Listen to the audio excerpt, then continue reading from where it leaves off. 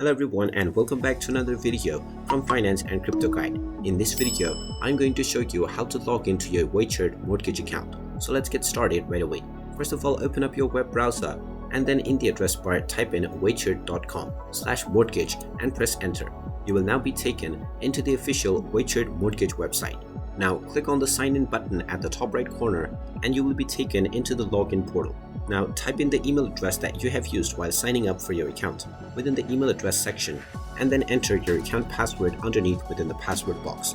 You can then click on the sign in button and you will be logged in to your Weichert Mortgage account right away. In case you have forgotten your password, you can click on the forgot password option and you will be allowed to reset your credentials. And there you have it. That is how easy it is to log into your account on Weichert Mortgage. If you find this video helpful, make sure you hit that like button and subscribe to our channel if you haven't done so already. Also ring that notification bell to never miss another update from us. Thank you for watching and I will see you again in the next video.